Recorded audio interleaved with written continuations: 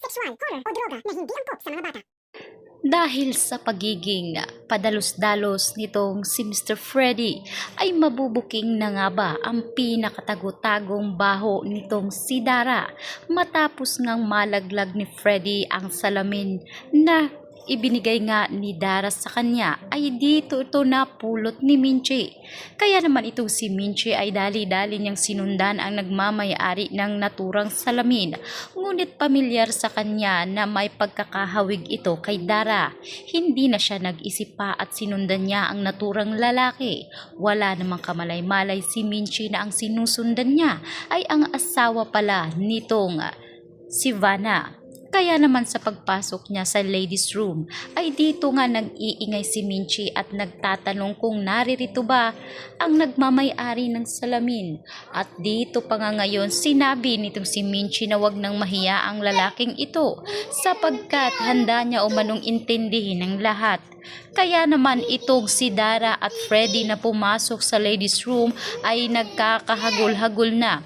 At dito nga sinisisi ngayon ni Dara ang pagiging pabaya nito. Kaya naman dito ay agad ngang sinabi ni Freddy na ilapag na lamang at kukunin niya ito. Nang lumabas nga itong si Minchi ay naghintay siya ng medyo matagal para naman matsyempohan ang lalaki. Subalit nauna nang lumabas itong si Dara upang hindi halata. Ngunit hindi napansin ni Dara na naririto lang pala si Minchi naghihintay. Kaya gulat na gulat tuloy itong si Dara at para bang nabuhusan ito ng malamig na tubig.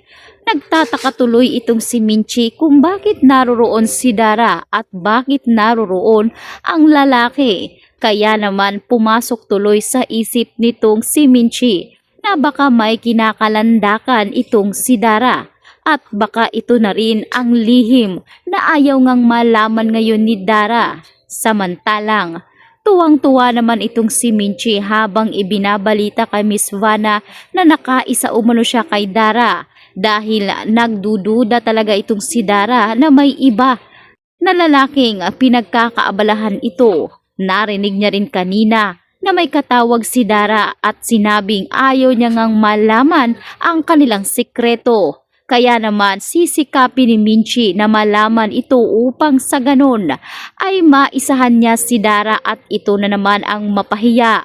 Samantalang sunod-sunod naman ngayon ang mga success at collaboration invitation para sa dalagang si Jenny matapos nga itong mag-guesting sa kay Boy Abunda. At dito niya na nga nasabi ang kanyang saloobin at pasasalamat sa lahat ng taong naniniwala sa kanya.